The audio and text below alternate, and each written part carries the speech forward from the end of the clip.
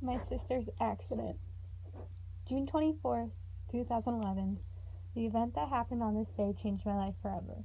It was just a normal summer day that I spent at my aunt's house, but little did I know my sister was being whisked away in the ambulance. That night I went to bed, still not knowing the tragic events that took place that day just a couple hours earlier. The next day I woke up and carried on with my day. That day we had a family reunion at Loyal Oak. All my cousins were there, but my sister and my parents weren't. My parents weren't there because they had to work and my sister was supposed to be on her way to a basketball camp. I didn't think anything else about what they had going on, they just couldn't make it. So I continued on at the family reunion, having a good time with all my cousins. After the family reunion, I went home with my aunt again because my cousins wanted me to stay the night. Little did I know I was going to get some of the worst news of my life. That night, I finally got the news. My aunt came in the room and said Courtney got into an accident and she's in the hospital. Of course, when I got told this, a million questions rushed into my head. The first thing I remember saying is, "Oh, it's just Courtney. She's accident prone."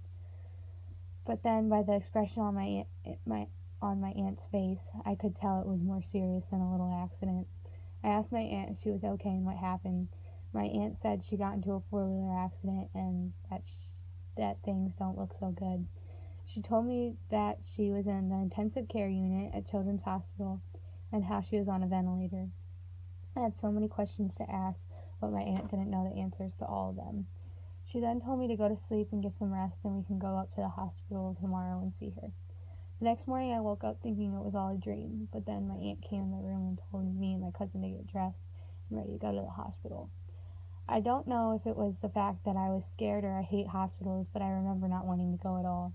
We eventually made it to the hospital and I was so nervous. I didn't know what to expect, like what was she going to look like? Is she really hurt that bad? We got into the ICU. I was the only one allowed in. My aunts and cousins couldn't come in. I walked in the room and my dad was sitting there and my mom was standing there. She was crying. My sister was just laying there having a machine breathe for her. Seeing her like that scared me. I stood there and stared at my sister in disbelief with a million questions running through my head. My mom explained to me that she was in a medically induced coma and how she had blood on her brain. Her outcome was unclear whether she would go back to normal or be a vegetable the rest of her life or even survive. I later then went home with still a million questions about how if my big sister will ever be the same big sister as before the accident. The word was getting out, and many people were telling her to rest in peace. This made me question my own sanity because I was so overwhelmed with the whole situation.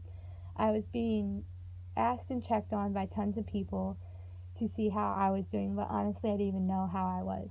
I was too worried about my sister to even have time to think about myself or feelings.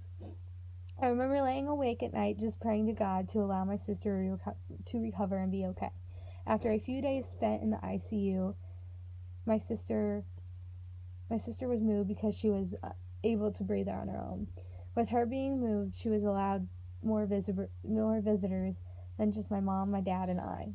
My heartbroken grandfather went up every day with gifts and did all he could to try to get her to talk, but nothing worked. He brought her cakes and desserts every day, and my mom would give them to me and my cousins to eat. I never ate more sugar in my life in that week. I did all I could to avoid the hospital because of my fear, but then I finally worked up the courage to go back and see her. I walked into a room full of balloons and sadness, and my sister was talking, but she didn't know who I was. Finding out she didn't know who I was heartbreaking, and it made me not want to go back to the hospital even more. After almost a week spent in the hospital, my sister began talking, but she talked like she was 3 and like there was nothing going on in her head. My mom and dad had to tell her who I was. It was very hard for me because I was only 12. I was too young to understand why she didn't know who I was. It made me very angry that she didn't. She continued to talk and progress on, and she finally got released from the hospital, but months of therapy to follow wouldn't keep us too far from the hospital. I remember the day we brought her home. It was a beautiful day. Our neighbor Brett was standing outside, and he said hi to her, but her reply was like a zombie's. Her response made tears come to Brett's eyes. It was one of the saddest things I ever saw happen. When she came home, that meant all the gifts and goodies came home too. Our house was full of flowers, bears, and food. It was weird being home with her. It wasn't the same as before. All Courtney did was sleep when she first got home, but a couple of days later she had to start therapy. She had to go to therapy once a day, every day for 2 hours. I couldn't drive, of course, but I still had to go with her. I basically had to babysit my 16-year-old sister. I had to dress her and feed her and make sure we had everything we needed for therapy. I remember she always wanted to wear flip-flops and socks, and she would get mad at me if I tried to put on her tennis shoes. She would throw fits like a 2-year-old. Of course, being me, I'd get mad and frustrated with her. I remember telling my mom that I couldn't do it anymore. Eventually, I got over that, and I learned to deal with her. After about a month of therapy, she began improving. She started to go back to the old Courtney. She could dress herself and feed herself now. I remember the doctors telling me that she basically had to reboot her brain. My oldest sister began to come back more and more each day. I was happy and so thankful for how she was improving. About a month before, I was standing in her hospital room wondering if she would even survive. It took about 3 months before my sister was almost back to normal. She still struggled with remembering things, and she would get mad and irritated very easily. It took me a while to realize that I could go back to being the younger sister, and even to this day I still act like I am older. I had this feeling where I felt obligated to take care of her. It would make Courtney so mad when I tried to act like her mom. For months and months I had to be careful how I talked to her, or else she would get very mad at me. It was frustrating to me because Courtney didn't know what everyone went through while she was rebooting her brain. The whole situation for me was life changing.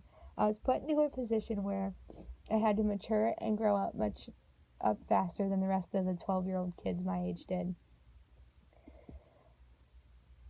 My family needed someone they could rely on to take care of Courtney, and that was me. It was a horrible thing that happened to Courtney and my family. It changed all our lives.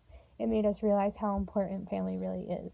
To this day, Courtney still struggles with remembering things and gets overwhelmed easily, but other than that, she is a million times better than the doctors or we ever expected. She's right now pursuing a degree in nursing, and I couldn't be more proud of her. If Courtney never got into that accident, I don't think I would be the same person I am today. I am so thankful that my family and I made it through that situation, and it made us so strong. I thank God every day that He saved and returned my Courtney back to me.